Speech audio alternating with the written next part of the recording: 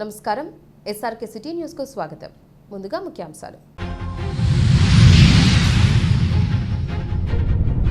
తిరుపతిలో జరిగిన జంట హత్యల కేసులు ఛేదించిన పోలీసులు, ముద్దాయిలు అరెస్ట్.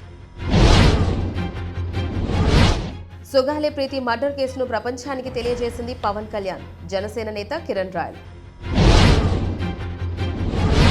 తిరుపతి కొరమేనుగుంట ప్రజలకు ఉపశమనం, అండర్ డ్రైనేజీ పనులకు భూమి పూజ చేసిన తుడా చైర్మన్ డాలర్స్ దివాకర్ రెడ్డి. తిరుమల శ్రీవారిని దర్శించుకున్న ప్రముఖులు, దర్శన ఏర్పాట్లు చేసిన టీటీడీ అధికారులు. ఇక వార్తల్లోని వివరాలు. ఎన్నికల సంఘం నిర్దేశించిన గడువులోపు నగరంలో ప్రత్యేక ఓటర్ల జాబితా ప్రక్రియను పూర్తి చేయాలని 167 తిరుపతి నియోజకవర్గ ఓటర్ల నమోదు అధికారి, నగరపాలక సంస్థ కమిషనర్ శారదాదేవి సిబ్బందిని ఆదేశించారు. నగరంలోని పర్సాల వీధి, మర్రిచెన్నారెడ్డి కాలనీ తదితర ప్రాంతాల్లో జరుగుతున్న ఓటర్ల జాబితా ప్రత్యేక సవరణ విధానాన్ని శుక్రవారం పరిశీలించారు.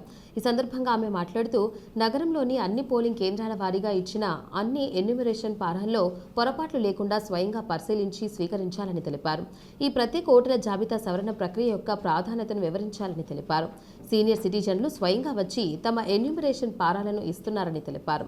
యువత చురుగ్గా పాల్గొని తమ ఓట్లను నమోదు చేసుకోవాలని, మీ ఇంటికి ఇచ్చిన ఎన్యూమరేషన్ ఫారాలను బూత్ లెవెల్ ఆఫీసర్కు అందజేయాలని తెలిపారు. ఈ 14వ తేదీ గడువు ముగుస్తుందని, ఈలోపు అందరూ స్పందించి ప్రత్యేక ఓటర్ల జాబితా సవరణ ప్రక్రియలో భాగస్వాములు కావాలని పిలుపునిచ్చారు. ప్రజల అనుమానాలను నివృత్తి చేసేందుకు ప్రత్యేకంగా స్వర్ణ వార్డు సచివాలయాల్లో హెల్ప్ డెస్క్ ఏర్పాటు చేశామని తెలిపారు. ఈ కార్యక్రమంలో ఏఈఆర్ఓలు మూర్తి, రఫీ, సూపర్వైజర్లు, బూత్ లెవెల్ ఆఫీసర్లు తదితరులు ఉన్నారు. తిరుపతి నగరంలోని కొర్రమేనుగుంటలో ఎన్నాళ్లుగానో ప్రజలను వేధిస్తున్న డ్రైనేజీ సమస్యకు శాశ్వత పరిష్కారం దిశగా కీలక అడుగు పడింది. తుడా నిధులతో చేపట్టనున్న నూతన మురుగునీటి కాల్వల నిర్మాణ పనులకు TUDA chairman doctor Dollars Diwakar Reddy శాస్త్రోక్తంగా భూమి పూజ చేసి పనులను ప్రారంభించారు. తిరుపతి నగర పరిధిలోని కొర్రమేనుగుంట ప్రాంతంలో డ్రైనేజీ సమస్యకు శాశ్వత పరిష్కారం కల్పించే లక్ష్యంతో తుడా నిధులతో నూతన మురుగునీటి కాల్వల నిర్మాణ పనులకు శ్రీకారం చుట్టారు. TUDA chairman, TTD ex officio member, TDP Tirupati parliament ప్రధాన కార్యదర్శి డాక్టర్ డాలర్స్ దివాకర్ రెడ్డి భూమి పూజ నిర్వహించి పనులను ప్రారంభించారు. ఈ సందర్భంగా మాట్లాడుతూ, గతంలో డ్రైనేజీ వ్యవస్థ సరిగ్గా లేక ప్రజలు తీవ్ర ఇబ్బందులు ఎదుర్కొన్నారని, వర్షాకాలంలో మురుగునీరు ఇళ్లలోకి చేరే పరిస్థితులకు ఇక ముగింపు పలకడమే ఈ పనుల ఉద్దేశమన్నారు. తుడాను ఒకే నియోజకవర్గానికి పరిమితం చేయకుండా పరిధిలోని 9 నియోజకవర్గాలకు సమానంగా నిధులు కేటాయిస్తూ సమగ్ర అభివృద్ధి చేపడతామని తెలిపారు. నగరంలో మరిన్ని డ్రైనేజీ కాల్వలు, రహదారుల నిర్మాణ పనులు కూడా త్వరలో ప్రారంభిస్తామని, నాణ్యతలో రాజీ లేకుండా నిర్ణీత గడువులో పనులు పూర్తి చేసి ప్రజలకు అందుబాటులోకి తీసుకురావాలని అధికారులను ఆదేశించారు. డ్రైన్ చాలా ఇబ్బందిగా ఉంది, చాలా పెద్ద కాలువ. వర్షం పడితే చాలా ఇబ్బందులు పడేవాళ్ళు ఈ చుట్టుపక్కల జనాలంతా కూడా. అవన్నీ 20 సంవత్సరాల నుంచి ఆ ప్రాబ్లం ఉండగా ఇప్పుడు కొత్తగా మళ్ళీ మన డాలర్స్ దివాకర్ రెడ్డి చొరవతో 2 కోట్ల పని, 170 మీటర్లు కొత్తగా వర్క్ శాంక్షన్ చేసి దాన్ని ఈరోజు భూమి పూజ చేశాము. దీనికి ఇట్లాంటి డెవలప్మెంట్స్కి కూటమి ప్రభుత్వం కట్టుబడి ఉంది. ఎప్పటికి కూడా ఇక్కడ ఏదైనా సమస్యలు ఉన్నా కూడా ఒక్క ఫోన్ కాల్తో మేము పరిష్కరిస్తామని చెప్పి కూటమి ప్రభుత్వం తరఫున మేము హామీ ఇస్తున్నాం. Thank you. మీడియా మిత్రులందరూ నమస్కారం. ఈరోజు తిరుపతి నియోజకవర్గంలోని కొరమేనుగుంట వాటికి సంబంధించి ఎన్నో సంవత్సరాలుగా, ఎన్నో దశాబ్దాలుగా మొత్తం తిరుపతికి ఉన్నటువంటి డ్రైనేజ్ అంతా కూడా ఈ యొక్క ఛానల్ కనెక్ట్ అయి ఉంటుంది. ఈ ఛానల్ని గత ప్రభుత్వంలో ఉన్నటువంటి నాయకులు ఎవరు కూడా పట్టించుకోకుండా కేవలం వాళ్ళకి లాభాల కోసం మాత్రమే పనిచేసుకుంటూ వెళ్ళారు. కానీ మా ఎన్డీఏ కూటమి వచ్చిన తర్వాత ఇక్కడ ఉన్నటువంటి స్థానిక కూటమి నాయకులు పులగోలు మురళి గారు అండ్ మన టీడీపీ లీడర్లు అందరూ కూడా వచ్చి నాకు రిప్రజెంటేషన్ ఇచ్చిన వెంటనే తిరుపతి ఇన్ఛార్జ్ అయినటువంటి జేబీ సీని గారు వెంటనే దీన్ని చేయాలని చెప్పిన తర్వాత దీన్ని వార్ ఫుటింగ్స్ పైన దీన్ని టెండర్ పిలిచి మొత్తం సుమారుగా 180 మీటర్లు మొత్తం ఆర్సీసీ పర్మనెంట్ డ్రైన్ కూడా మనం ఈరోజు భూమి పూజ చేయడం జరిగింది. అదేవిధంగా దానికి ఈస్టర్న్ సైడ్లో 210 మీటర్లు కంటిన్యూషన్ ఉండదు. ఇదైన వెంటనే సెకండ్ ఫేజ్లో ఆ 210 మీటర్స్ కూడా చేసి అది కూడా కంప్లీట్ చేస్తాము. అదేవిధంగా తిరుపతి నియోజకవర్గంలో ఉన్నటువంటి ప్రతి ఒక్క మనిషి కూడా హ్యాపీగా ఉండాలా. తాగునీటి కావచ్చు, డ్రైన్స్ కావచ్చు, రోడ్స్ కావచ్చు, ఎలక్ట్రిసిటీ కావచ్చు, ఇవన్నీ ముఖ్యం కాబట్టి ఇవన్నిటిని కూడా ఎక్కడ చిన్న లోపం లేకుండా మనం 100% చేస్తాము. తిరుపతి అర్బన్ డెవలప్మెంట్ అథారిటీ అంటే గత ప్రభుత్వంలో ఒక కాన్స్టిట్యున్సీకి పరిమితం చేశారు. నేను వచ్చిన తర్వాత అలా కాకుండా 9 కాన్స్టిట్యున్సీలు కూడా డెవలప్ చేయాలా. జిల్లా మొత్తం కూడా తిరుపతి అర్బన్ డెవలప్మెంట్ అథారిటీ కంట్రోల్లోకి వస్తుంది కాబట్టి ప్రతి ఒక్క తిరుపతి జిల్లా ఉండే వాళ్ళందరూ కూడా సంతోషంగా ఉండాలని చెప్పి మా ఎన్డీఏ కూటమి ఎప్పుడు కూడా ప్రయత్నం చేస్తానుంటుంది. మా యువనాయకు నారా లోకేష్ గారు, మా ముఖ్యమంత్రి చంద్రబాబు నాయుడు గారి ఆదేశాల మేరకు రానున్న రోజుల్లో మొత్తం ఉన్నటువంటి అర్బన్లో ఉన్నటువంటి అందరి సమస్య కూడా త్వరలో పరిష్కారం చేస్తాము.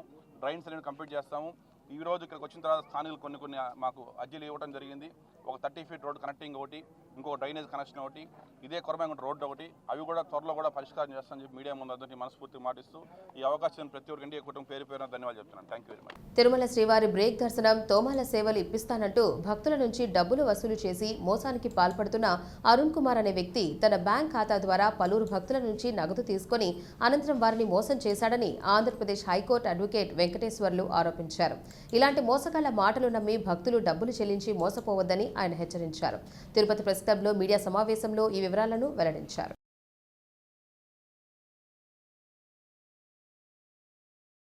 నాకు తెలిసిన కొంతమందిని అడిగాను నేను, అయ్యా ఇట్లా జూలైలో దర్శనం కావాలా, ఏదన్నా సహాయం చేస్తారని. ఎవరు అరుణ్ కుమార్ అనే వ్యక్తికి నా నెంబర్ ఇచ్చారో లేదో తెలియదు, కానీ 10 రోజుల్లో అరుణ్ కుమార్ నాకు ఫోన్ చేసేసాడు. సార్ తోమాల సేవ చేయిస్తాను సార్, నేను ఒక టికెట్కి 15,000 అవుతుందన్నాడు. బాబు తోమాల సేవకు 15,000 రూపాయలు పెట్టి నేను చేసేటువంటి అవసరము నాకు లేదు, అంత స్తోమత నాకు లేదు, నాకు వద్దన్నాడు. అయితే జూలై 8, 9 మా గురువుగారి యొక్క కూతురు వస్తుంది, వారికి ఏదైనా సహాయం చేయండి, మీ సహాయానికి తగ్గట్టుగా ఏదైనా వాళ్ళు మీకు కొంత సహాయం చేస్తారని చెప్పారు. అలాగే నేను మంతెన సత్యనారాయణ రాజు దగ్గర ట్రీట్మెంట్లో ఉన్నాను జూన్ 1 నుంచి 12 వరకు. ఆ మధ్యలో నాకు సంప్రదించినప్పుడు నేను వారికి చెప్పాను, ఇట్లా అరుణ్ కుమార్ అనే వ్యక్తి సహాయం చేస్తారు, మీరు వారిని సంప్రదించండి అని. వారి నెంబర్ వీరికి, వీరి నెంబర్ వారికి ఇచ్చారు. నేను అక్కడ ఫోన్ వాడకూడదు. అయితే బ్రేక్ దర్శనానికి ఒక్కటికి 6,000 రూపాయలు అడిగారు, మళ్ళీ 5,000 ఫిక్స్ చేశారు. దానికి 30,000 ఫస్ట్ పంపించుకున్నారు, ట్రాన్స్ఫర్ చేయించుకున్నారు నాగేంద్ర గారి దగ్గర నుంచి అరుణ్ కుమార్కి. అటు తర్వాత అతను ఏం మోటివేట్ చేశాడంటే, గాయత్రి గెస్ట్ హౌస్లో నేను అకామిడేషన్ తీయిస్తా అని చెప్పి 25,000 రూపాయలు తీసుకున్నాడు, అకౌంట్ ట్రాన్స్ఫర్ అయ్యాడు త్రూ. తర్వాత తోమాల సేవలో ఒక్కరికి 12,000 చొప్పున నలుగురికి 48,000 ట్రాన్స్ఫర్ చేసుకున్నాడు వాళ్ళ దగ్గర నుంచి మోటివేట్ చేసి. అటు తర్వాత శ్రీవాణి టికెట్ ఒక్కరికి కావాలండి, మా అత్తగారికి ఫ్లైట్లో రాలేదు, బెంగళూరు నుంచి వస్తానంటే ఆమెకు 11,000 చేయించుకున్నాడు. ఇట్లా 1,14,000 రూపాయలు ట్రాన్స్ఫర్ చేసుకున్నాడు ఎన్ఆర్ఐస్కి.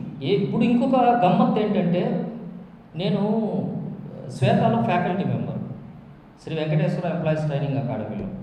అక్కడికి వచ్చిన వాళ్ళందరూ నాకు ఫీడ్బ్యాక్ ఇచ్చారు తిరుమలలో ఏం జరుగుతుందని. నాకు అవకాశం వచ్చినప్పుడు నేను రిప్రజెంటేషన్ చేస్తానమ్మా అని చేస్తున్నాను. విషయం ఏమిటంటే, ఎమ్మెల్యేల దగ్గర, ఎంపీల దగ్గర, మినిస్టర్ల దగ్గర ఉన్నటువంటి వాళ్ళు పిఆర్ఓలు లెటరులో 6 మందికి ఇస్తే ఒక్కరికి 6,000 రూపాయలు చొప్పున తీసుకుంటున్నారు, అందరికీ తెలిసిందే. 3,000 రూపాయలు అడిషనల్ యువ ఆఫీస్కి ఇస్తున్నారు, 3,000 రూపాయలు వాళ్ళు తింటున్నారు. రెడ్ హ్యాండెడ్గా ఉన్నాయి ఎవిడెన్స్లు, అవన్నీ కోర్టులో ఇస్తున్నాం. పిఆర్ఓలకు ఆ విధంగా సహాయం చేసేటప్పుడు ఉద్యోగుల లెటర్లు ఎందుకు యాక్సెప్ట్ చేయడం లేదు? నెంబర్ 1. నెంబర్ 2, సాధారణమైనటువంటి భక్తుడు మీరు కావచ్చు, నేను కావచ్చు, ఎవరైనా సరే మనము లెటర్లు పెట్టినప్పుడు మనకు ఎందుకు ఇవ్వట్లేదు? సో నా ప్రశ్నలు ఏంటంటే, ఎందుకు రాజ్యాంగం ఏమైనా వీళ్ళకు మాత్రమే, ఈ ఎమ్మెల్యేలకు, ఎంపీలకు, మినిస్టర్లకు మాత్రమే లెటర్లు పెట్టి తీసుకోమని చెప్పిందా? ఏ రాజ్యాంగంలో ఉంది? ఏ చట్టంలో ఉంది? టీటీడీ సపరేట్ పాలసీ ఉంది కదా, దాంట్లో ఏమన్నా ఉందా? ఇట్లా నేను అడుగుతున్నాను మీ ద్వారా టీటీడీని, ఎందుకు ఈ విధంగా జరుగుతుంది? ఇది ఈ రోజు నుంచి కాదు సార్, గత తిరుమల తిరుపతి దేవస్థానం బోర్డు స్టార్ట్ అయినప్పటి నుంచి చూస్తూనే ఉన్నాం మనం. దీనికి స్వస్తి పలకాల్సినటువంటి అవసరం ఉంది. చట్టం ముందర అందరూ సమానులే, అందరికీ దర్శనాల అవకాశం ఇవ్వండి. లేదు అంటే దీన్ని సుప్రీంకోర్టుకు తీసుకెళ్తాం, హైకోర్టుకు తీసుకెళ్తాం, లోయర్ కోర్టుకు తీసుకెళ్తాం. చట్టపరంగా ఎవరి మీద ఏం చర్యలు తీసుకోవాలనేది కోర్టులు నిర్ణయిస్తాయి, డైరెక్ట్ చేస్తాయి. దీన్ని వదిలే ప్రసక్తే లేదు ఎంతటి వారైనా. ముఖ్యంగా మీ ద్వారా ఎమ్మెల్యేలకు, ఎంపీలకు, మినిస్టర్లకు విజ్ఞప్తి చేస్తున్నాం, దయచేసి పిఆర్ఓలకు కౌన్సిలింగ్ ఇవ్వండి. ఎక్కడా కూడా ఒక లెటర్కు ఒక్కరికి 6,000 చొప్పున, అంటే 6,6లో 36,000 రూపాయలు తీసుకునేది, 18,000 వీళ్ళు తినేది, 18,000 అడిషనల్ ఈవో ఆఫీస్లో ఇచ్చేది. ఇది చాలా తప్పండి. దీన్ని కనుక ఇలానే కొనసాగితే వచ్చేటువంటి ఎలక్షన్లో ఏం చేయాలా, ఎట్లా చేయాలా అనేది ప్రజలే నిర్ణయిస్తారు. ఈ ఎవిడెన్స్లు అంతా కూడా కోర్టుకు సబ్మిట్ చేస్తాం, డైరెక్షన్స్ తీసుకొస్తాం. తిరుపతిలో ఓ భూ వివాదం బాధిత కుటుంబాన్ని ఆవేదనకు గురిచేసింది. దశాబ్దం క్రితం చట్టబద్ధంగా కొనుగోలు చేసి రిజిస్ట్రేషన్ చేసుకున్న స్థలంలో ప్రస్తుతం ఇతరులు కబ్జా చేసి ఇల్లు నిర్మిస్తున్నారని బాధితులు ఆరోపిస్తున్నారు. తమకు న్యాయం చేయాలని కోరుతూ కుటుంబ సభ్యులతో కలిసి తిరుపతి ప్రెస్ క్లబ్లో మీడియా ముందుకు వచ్చి కన్నీటి పర్యంతమయ్యారు.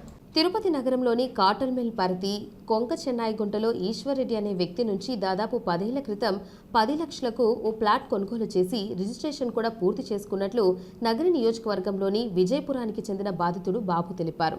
అయితే ప్రస్తుతం అదే స్థలాన్ని మరొకరు ఆక్రమించి ఇల్లు నిర్మిస్తున్నారని, ఈ విషయంపై విక్రయించిన వ్యక్తిని ప్రశ్నించినా పట్టించుకోవడం లేదని ఆరోపించారు. తమ పేరుపై చట్టబద్ధమైన రిజిస్ట్రేషన్ ఉన్నప్పటికీ న్యాయం జరగడం లేదని వాపోయారు. తమ స్థలాన్ని రక్షించి న్యాయం చేయాలని రాష్ట్ర ప్రభుత్వం, సంబంధిత అధికారులు వెంటనే జోక్యం చేసుకోవాలని బాధిత కుటుంబం మీడియా ద్వారా విజ్ఞప్తి చేసింది.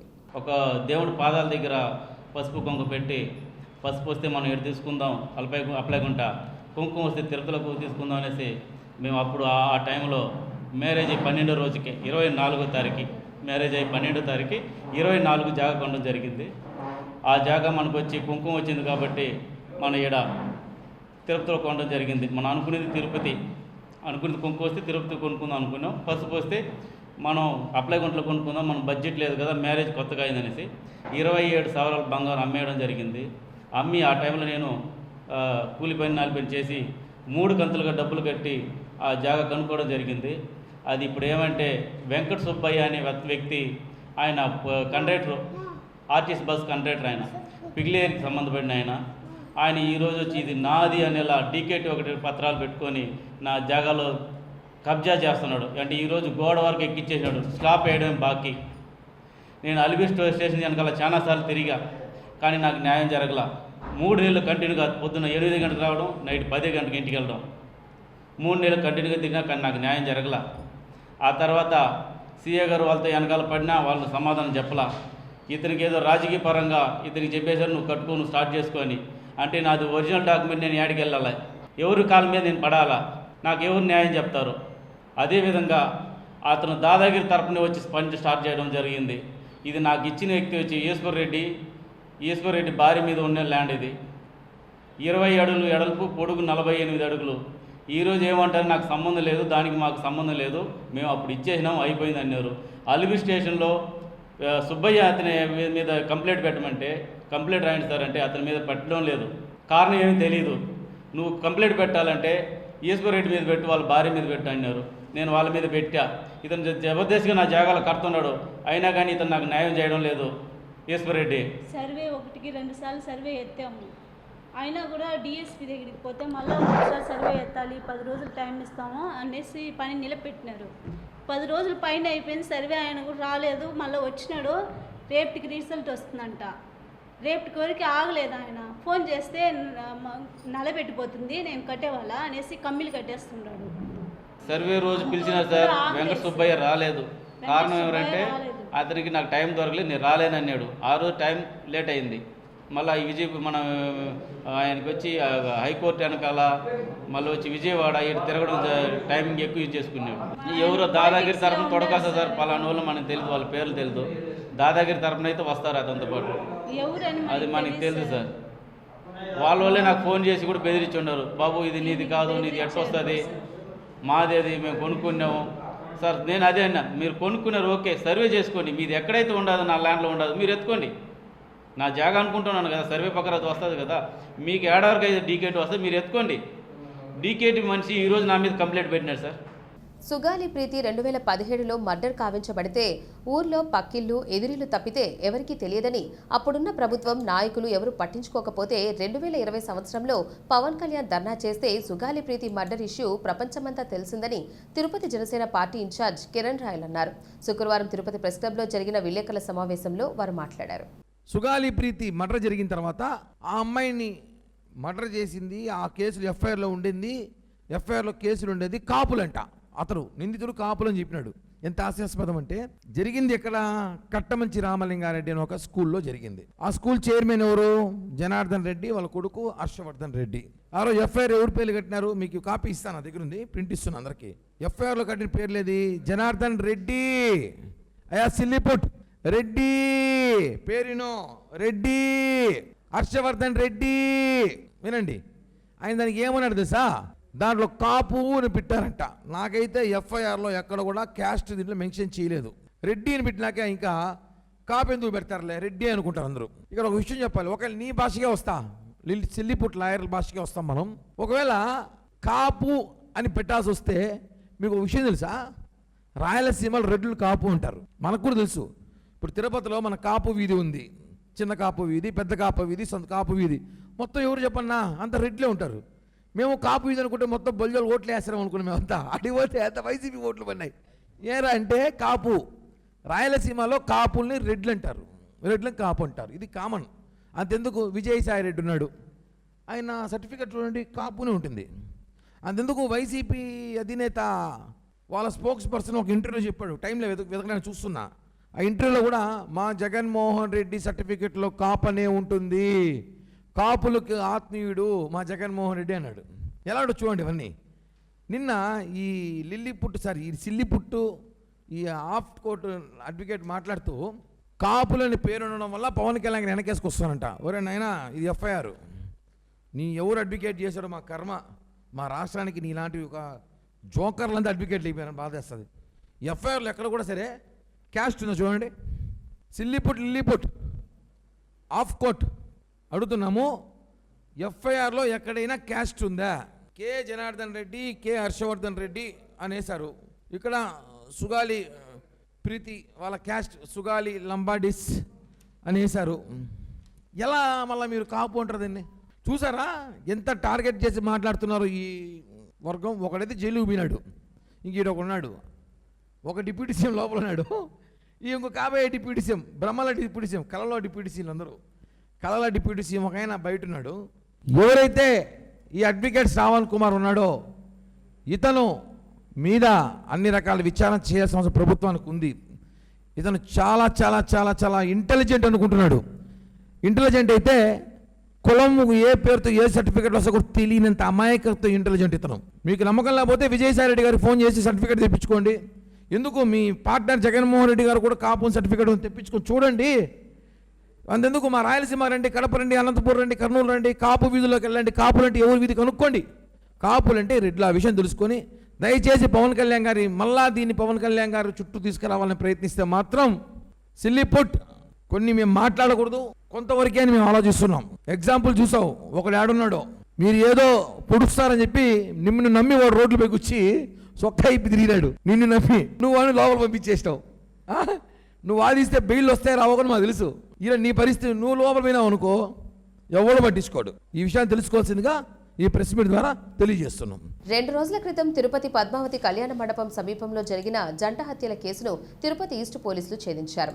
3 ముద్దాయిలను అరెస్ట్ చేసి వారు హత్యకు ఉపయోగించిన మారణాయుధాలను స్వాధీనం చేసుకున్నారు. కేసు వివరాలను అడిషనల్ ఎస్పీ రవి మనోహరాచారి మీడియాకు వివరించారు. పద్మావతి కళ్యాణ మండపంలో సమీపంలో 8/7/2026 తేదీ రాత్రి జంట హత్యలు జరిగాయి. అంటే ఇది ఒకతను ఒక వ్యక్తి అక్కడికక్కడే చనిపోయాడు. రెండో వ్యక్తి గాయపడిన వ్యక్తిని హాస్పిటల్ తీసుకెళ్తే అక్కడ చనిపోయాడు. ఈ సంఘటన మీ అందరికీ కూడా తెలుసు.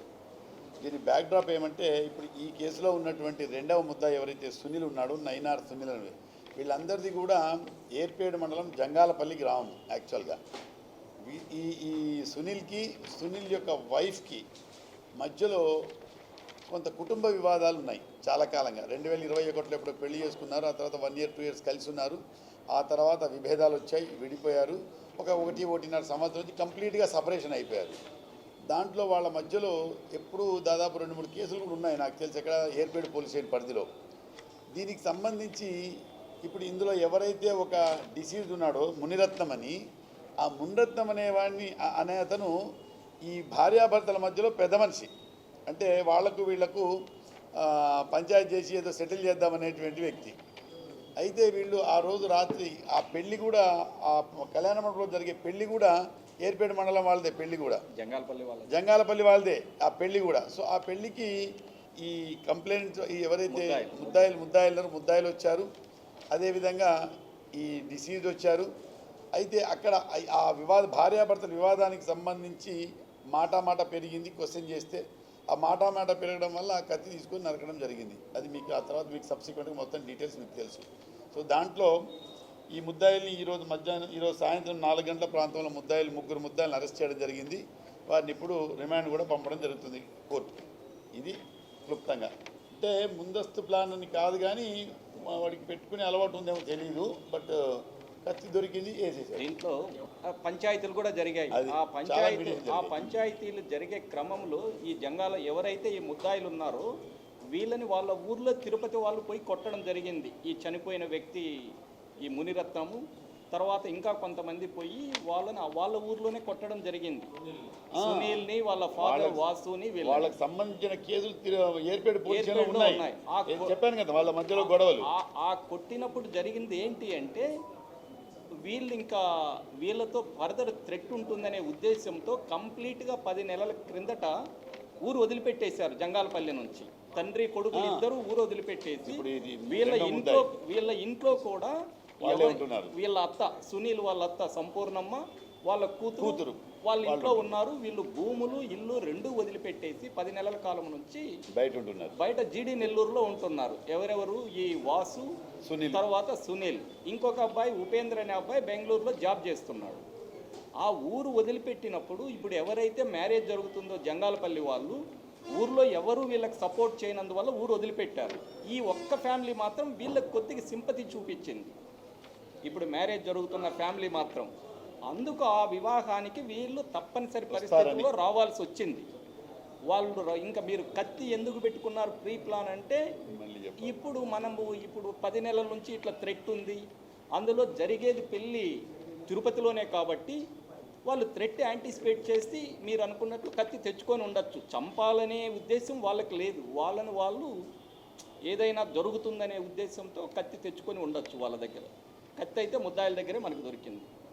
తిరుమల తిరుపతి దేవస్థానం పేరులో తిరుపతి ఉన్నప్పటికీ నగర అభివృద్ధికి తగిన ప్రాధాన్యం లభించడం లేదని బాలాజీ రైల్వే డివిజన్ సాధన సమితి కన్వీనర్ కుప్పాల గిరిధర్ కుమార్ ఆవేదన వ్యక్తం చేశారు. తిరుపతి అభివృద్ధి బాధ్యతను టీటీడీఏ స్వయంగా స్వీకరించి రాష్ట్ర ప్రభుత్వంతో కలిసి నగరాన్ని అంతర్జాతీయ స్థాయి ఆధ్యాత్మిక నగరంగా తీర్చిదిద్దాలని ఆయన కోరారు. ఈ సందర్భంగా ఆయన మాట్లాడుతూ దేశ విదేశాల నుంచి ప్రతిరోజు లక్షలాది మంది భక్తులు శ్రీవారి దర్శనార్థం తిరుపతికి వస్తారని, వారికి తొలి స్వాగతం పలికే నగరంగా తిరుపతిని మరింత అందంగా ఆధునిక సౌకర్యాలతో అభివృద్ధి చేయాల్సిన బాధ్యత టీటీడీతో పాటు రాష్ట్ర ప్రభుత్వంపై ఉందని అన్నారు. ఇటీవల కేంద్ర ప్రభుత్వం దేశంలోని మహానగరాల అభివృద్ధికి అర్బన్ ఛాలెంజ్ ఫండ్ స్కీమ్ కింద 4 లక్షల కోట్లు కేటాయించగా ఆంధ్రప్రదేశ్ నుంచి విశాఖపట్నం, విజయవాడ మాత్రమే ఎంపికయ్యాయని ఆయన గుర్తు చేశారు. జనాభా ప్రాతిపదికన తిరుపతికి అవకాశం రాకపోయినప్పటికీ నగర విశిష్టతను మరియు ప్రాముఖ్యతను దృష్టిలో ఉంచుకొని రాష్ట్ర ప్రభుత్వం ప్రత్యేక నిధులు సాధించే దిశగా తగిన చర్యలు తీసుకోవాలని విజ్ఞప్తి చేశారు. ప్రస్తుతం టీటీడీ ఆధ్వర్యంలో 12 రకాల ట్రస్టులు విజయవంతంగా అమల్లో ఉన్నాయని, వాటి తరహాలోనే 13వ ట్రస్టుగా తిరుమల తిరుపతి అభివృద్ధి ట్రస్టును వెంటనే ఏర్పాటు చేయాలని ఆయన సూచించారు. ఈ సరికొత్త ట్రస్టుకు తన వంతు మద్దతుగా 10 లక్షల రూపాయలు తొలి విరాళాన్ని అందజేస్తానని గిరిధర్ కుమార్ ప్రకటించారు. ఆంధ్రప్రదేశ్ ముఖ్యమంత్రి నారా చంద్రబాబు నాయుడు తిరుపతి అభివృద్ధి ట్రస్ట్ ఏర్పాటులో ప్రత్యేక చొరవ తీసుకోవాలని ఆయన కోరారు. ప్రభుత్వ P4 విధానంలో భాగంగా కేంద్ర ప్రభుత్వ అర్బన్ ఛాలెంజ్ ఫండ్ నిధులతో టీటీడీ మరియు మున్సిపల్ కార్పొరేషన్లను సమన్వయం చేసుకుంటూ తిరుపతిని ఒక మోడల్ క్లీన్ అండ్ గ్రీన్ సిటీగా అభివృద్ధి చేయాలని విజ్ఞప్తి చేశారు. టీటీడీ దేశవ్యాప్తంగా సనాతన ధర్మ ప్రచారం కోసం అనేక ఆలయాల నిర్మాణం చేపడుతున్న నేపథ్యంలో శ్రీవారు కొలువుతీరిన తిరుపతి నగర సమగ్ర అభివృద్ధిని కూడా అత్యున్నత ప్రాధాన్యతగా తీసుకోవాలని, దీనివల్ల శ్రీవారి క్షేత్ర ప్రతిష్ట ప్రపంచవ్యాప్తంగా మరింత ఇనుమడింప చేస్తుందని కుప్పాల గిరిధర్ కుమార్ స్పష్టం చేశారు. ఓం నమో వెంకటేశాయ. తిరుమల తిరుపతి దేవస్థానములు అంటే తిరుమల తిరుపతికి సంబంధించిన అభివృద్ధికి మొత్తము టీటీడీదే బాధ్యత. తిరుపతిలో కొన్ని డెవలప్మెంట్ వర్క్స్కి టీటీడీకి కొన్ని లీగల్ ఇష్యూస్ వచ్చినాయి. అది గరుడ వారధి విషయంలో అయితేమి, కొన్ని రోడ్స్ విషయంలో అయితేమి, కొన్ని sanitization different issues, legal issues వచ్చాయి. దాంట్లో తిరుపతికి భక్తుల డబ్బు వాడకూడదని ఏదో సంథింగ్ అంతా జరిగింది. నేను ఈ సందర్భంగా టీటీడీ దృష్టికి కానీ రాష్ట్ర ప్రభుత్వ దృష్టికి కానీ తీసుకోదలిచిన విషయం ఏంటంటే, తిరుపతిలో ఉన్న ప్రజలు సుమారు 4.5 లక్షల మంది. ఈ 4.5 లక్షల్లో కనీసం 3.5 లక్ష తిరుమల టెంపుల్స్కి తిరుపతికి సంబంధించి ప్రత్యక్షంగా పరోక్షంగా శ్రీవారి మీద ఆధారపడేవాళ్ళు. ఏ విధంగా అంటే సుమారు 17-18 వేల మంది టీటీడీ ఎంప్లాయీస్ అయితేమి, రిటైర్డ్ ఎంప్లాయీస్ ఫ్యామిలీస్ అయితేమి, అదేవిధంగా అవుట్సోర్సింగ్ ఎంప్లాయీస్ ఉంటారు, అదేవిధంగా తిరుమల స్థానికులు, వ్యాపారస్తులు, వీళ్ళందరూ కూడా, అదేవిధంగా తిరుపతిలో కూడా అది హోటల్స్ అయితేమి, ట్యాక్సీలు అయితేమి, ఆటోలు అయితేమి, ఇట్లా పరోక్షంగా రైల్వేస్ అయితేమి, ఆర్టీసీ అయితేమి, మళ్ళీ వచ్చి స్కూల్స్, యూనివర్సిటీస్, ఇవన్నీ కూడా ప్రత్యక్షంగా పరోక్షంగా సుమారు 1,00,000 కుటుంబాలు, అంటే 3.5 లక్షల మంది తిరుమల శ్రీవారి మీద ఆధారపడి బతుకుతున్నారు. కాబట్టి తిరుపతి అభివృద్ధి కూడా టీటీడీనే చేయాలని మా ఉద్దేశం. తిరుమల శ్రీవారిని పలువురు ప్రముఖులు దర్శించుకొని మొక్కులు చెల్లించుకున్నారు. శుక్రవారం ఉదయం శ్రీవారి నైవేద్య విరామ సమయంలో MP Kondapalli Srinivas, central minister Jitin Ram Manoj, MP Kumar Deep, MLC రవీంద్రబాబులు వేరువేరుగా స్వామివారిని దర్శించుకొని మొక్కులు చెల్లించుకున్నారు. అనంతరం ఆలయ రంగనాయకుల మండపంలో వేద పండితులు వేద ఆశీర్వచనం చేయగా ఆలయ అధికారులు స్వామివారి తీర్థ ప్రసాదాలను అందజేశారు. ఈరోజు కేంద్ర మంత్రివర్యులు ఎంఎస్ఎంఈ శాఖని నడిపిస్తున్నటువంటి మంత్రివర్యులు మాంజీ గారు ఈరోజు ప్రత్యేకించి ఆయన తిరుపతి రావడం జరిగింది. గౌరవ ముఖ్యమంత్రి గారు శ్రీ నారా చంద్రబాబు నాయుడు గారు నాకు ప్రత్యేకించి ఆదేశించడం జరిగింది. మంత్రివర్యులను రిసీవ్ చేసుకోమని, దగ్గరుండి ఆయన దర్శనాన్ని చేయించమని చెప్పడం జరిగింది. మరి ముఖ్యంగా మనందరికీ తెలుసు, భారతదేశంలో మరి ఆంధ్ర రాష్ట్రంలో ఎంఎస్ఎంఈ శాఖని ప్రజలందరికీ కూడా ఒక మంచి విధానం తీసుకురావాలన్న ఆలోచన కేంద్ర రాష్ట్ర ప్రభుత్వాలు చేస్తున్నాయి. మరి ముఖ్యంగా మాంజీ గారి లీడర్షిప్లో ఈరోజు దేశంలో అత్యున్నతంగా ఆయన లీడర్షిప్ చేయడం జరుగుతుంది. ఆయన ఈరోజు రావడం, స్వామివారి దర్శనం చేసుకోవడం, ఆయన ఈరోజు ఇక్కడ కలవడం మా అందరికీ కూడా చాలా భాగ్యం కింద భావిస్తున్నాం. ఎందుకంటే సుదీర్ఘకాలంగా రాజకీయాల్లో ఉంటూ ప్రజలను చైతన్యపరుస్తూ ప్రజాసేవల్లో ఉన్నటువంటి వ్యక్తి. మరి అలాంటి వ్యక్తిని మేము కలుసుకోవడం మా అందరూ కూడా అదృష్టంగా భావిస్తూ, మరి ముఖ్యంగా ఆయన రావడం మన రాష్ట్రాన్ని అన్ని విషయాలు కూడా రాష్ట్రం తారక ఎలా ఉన్నాయి, పథకాలు ఎలా రన్ చేస్తున్నారు, కేంద్ర ప్రభుత్వం ఇచ్చినటువంటి స్కీమ్స్ అన్ని కూడా ఎలా ఇంప్లిమెంట్ అవుతున్నాయి, అవన్నీ కూడా ఆయనగా తెలుసుకోవడం జరిగింది. మరి ఆయన రావడం ఎంతో కూడా సంతోషిస్తున్న తెలియజేస్తున్నాం. యువ నటుడు దర్శకుడు తిలక్ రాయల్ దర్శకత్వంలో డ్రీమ్ చేజర్ ప్రొడక్షన్ నెంబర్ 1 బ్యానర్పై రూపొందుతున్న నూతన చిత్రం శుక్రవారం ఉదయం తిరుపతిలో అత్యంత వైభవంగా ప్రారంభమైంది. స్థానిక కోనేటికట్ట వీధిలోని వరసిద్ధి వినాయక స్వామి ఆలయంలో శాస్త్రోక్తంగా ముహూర్తపు పూజా కార్యక్రమాలను నిర్వహించారు. ఈ చిత్ర ప్రారంభోత్సవ వేడుకకు ప్రముఖ సినీ నిర్మాత ఎన్వి ప్రసాద్ ముఖ్య అతిథిగా హాజరై క్లాప్ కొట్టి చిత్రీకరణను ప్రారంభించగా బీజేపీ నాయకుడు Naveen Kumar camera switch on చేశారు. రాయలసీమ రంగస్థలి అధ్యక్షుడు గుండాల గోపీనాథ్ తొలి షాట్కి గౌరవ దర్శకత్వం వహిస్తూ యాక్షన్ చెప్పారు.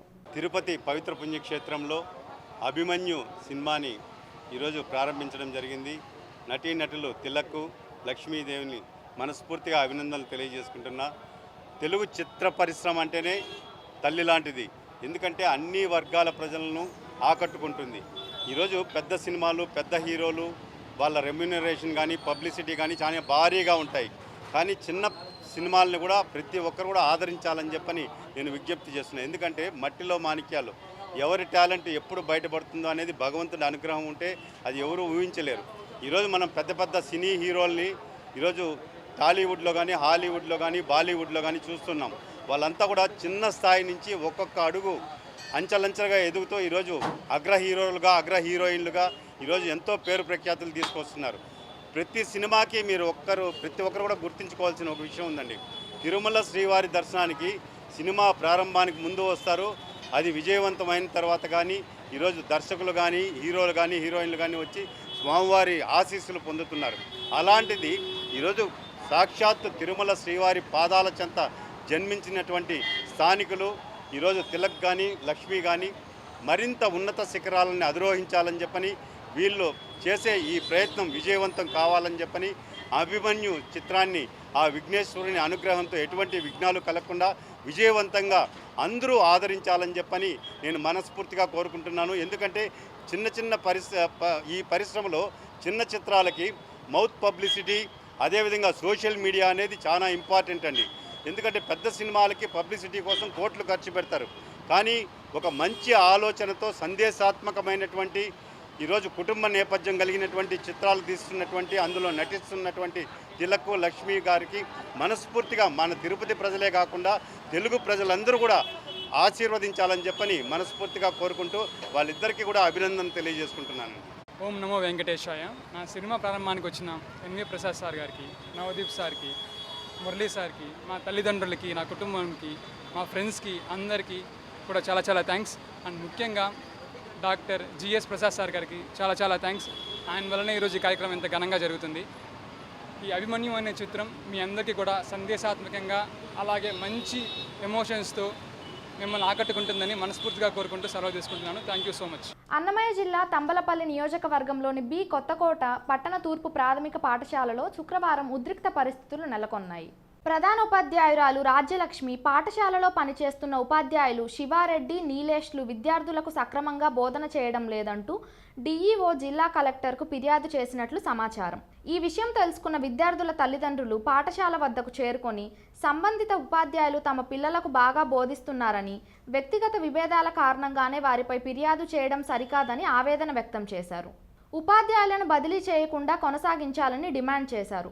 మరోవైపు శివారెడ్డి, నీలేష్ ఉపాధ్యాయులను కొనసాగించాలని కోరుతూ పలువురు విద్యార్థులు పాఠశాల ఎదుట బైఠాయించి బోరున విలపించారు. మాకు ఆ ఉపాధ్యాయులే కావాలి అంటూ నినాదాలు చేశారు. కొందరు తల్లిదండ్రులు తమ పిల్లలకు వెంటనే ట్రాన్స్ఫర్ సర్టిఫికేట్లు ఇచ్చి ఇతర పాఠశాలలో చేర్పించేందుకు అనుమతించాలని కోరారు. ఉపాధ్యాయుల మధ్య విభేదాలు, యూనియన్ల జోక్యం కారణంగా విద్యార్థుల చదువుకు తీవ్ర అంతరాయం కలుగుతుందని తల్లిదండ్రులు ఆందోళన వ్యక్తం చేశారు. ఎంపీపీఎస్ ఈస్ట్ బి కొత్తకోటలో 2021 జనవరి నుంచి నా వృత్తి ధర్మాన్ని నిర్వర్తిస్తూ ఎటువంటి కలంకం కానీ ఎటువంటి మచ్చ లేకుండా పేరెంట్స్ మన్ననలు పొందాను. కానీ 2025లో పిఎస్హెచ్ఎంగా స్కూల్ అసిస్టెంట్గా వచ్చినటువంటి రాజ్యలక్ష్మి అనే మేడం గారు తన స్కూల్ అసిస్టెంట్ అనేటువంటి అహంకారంతో ఆఫ్టర్ ఆల్ ఎస్జిటీలు మీరు మీ వ్యవస్థ వేస్ట్ అని ఎంఈఓ గారి ముందరనే వివరించారు. కానీ తను ఏ రోజు కూడా ఎంఈఓ గారు దాన్ని ఖండించకుండా మేము మా ఎస్జిటి వ్యవస్థను సమర్థించుకునే దానికి కొంచెం గట్టిగా మాట్లాడాము. మా ఎస్జిటీలో వేస్ట్ అని మీరు ఎలా అంటారు అని అనిన దానికి ఆమె ఈ విషయం పెద్దదవుతుందని ముందుగానే గ్రహించి ముందుగానే తన చిన్న చిన్న కారణాలు, సెల్ ఫోన్లో మాట్లాడుతున్నారని, టీవీలు చూస్తున్నారని చెప్పారు. కానీ మా పాఠశాలకి టీవీలు వచ్చింది 2025. అంతకుముందు ఎప్పుడు టీవీలే లేవు. ఎప్పుడు ఎవరు చూపించారని కావాల్సినగానే ఫేక్ అలిగేషన్స్ అన్నీ పెట్టి మమ్మల్ని అధికారుల ముందర చులకన చేయాలని చెప్పని తీవ్రంగా ఆమె భర్త ఇద్దరు ప్రీ ప్లాన్డ్గా మేము గట్టిగా మాట్లాడిన వీడియోలు మాత్రమే తీసుకొని వాళ్ళు మమ్మల్ని యూజ్లెస్ ఫెలోస్, ఎస్జిటీలు వేస్ట్ క్యారెక్టర్స్ అని చెప్పి మాటలన్నీ దాచిపెట్టి మేము ఏ రోజు కూడా ఉద్దేశపూర్వకంగా కానీ చెడు ఉద్దేశంతో కానీ ఎటువంటి తప్పు చేయలేదు. కానీ ఈమె ముందుగా ప్లాన్ చేసుకొని వీడియోలు సపరేట్గా తన వర్షన్ చెప్పుకోకుండా మేము అరిచిన మాటలు మాత్రం వీడియోలు తీసుకొని మమ్మల్ని బ్లాక్మెయిల్ చేసి మేము ఆగర్భ శ్రీమంతులము, మేము అనుకుంటే మీ అంతు చూడగలము అని చెప్పని ఎంఈఓ సార్ గారి ముందరనే మేము బార్న్ విత్ సిల్వర్ స్పూన్స్ అని చెప్పి వీ కెన్ డూ ఎనీథింగ్ అని చెప్పని బెదిరించారు. ఎంఈఓ గారు దీని మీద ఖండించకుండా నేను ఆ మాటకి అరిచిన దాన్ని మాత్రం వీడియో తీసుకొని నన్ను బ్లాక్మెయిల్ చేస్తున్నారు. నాకు ఏమైనా అయినా నన్ను ఈ ఉచ్చులో ఇరికిచ్చినటువంటి వాళ్ళ మీద చర్యలు తీసుకోవాల్సిందిగా పై అధికారులందరికీ విన్నవిస్తున్నాను. దయవుంచి నేను ఎటువంటి తప్పు చేయలేదండి. పదే ఎంఈఓ గారు 3 సార్లు విజిటింగ్లో ఉన్నప్పటికీ కూడా తనే సెల్ ఫోన్లో దొరికింది. ఆమె నవ్వుకుంటా అనేది, అయ్యో నేను సార్ వచ్చినప్పుడు ఎప్పుడూ సెల్ ఫోన్లో ఉంటానే అని చెప్పి నాతో అనిందండి. ఇది నిజమండి. దయవుంచి సత్యాసత్యాలు గ్రహించి చర్యలు తీసుకోవాల్సిందిగా మనవి.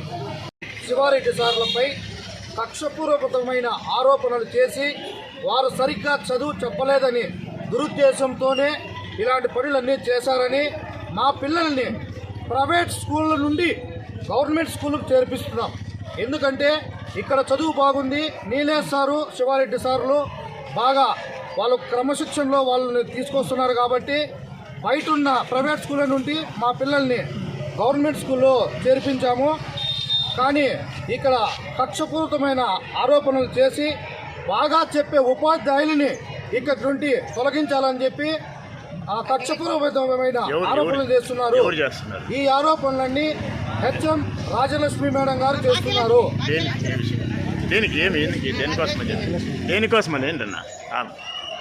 పిల్లలకి సరిగ్గా చదువు చెప్పలేదు, ఫోన్లో మాట్లాడుకుంటున్నారు అని చెప్పేసి కొన్ని కారణాలు చెప్పి వారిపై కక్షపూరితంగా వీళ్ళు మేడం గారు, హెచ్ఎం గారు వారిపై పేపర్ కేయడం జరిగినది.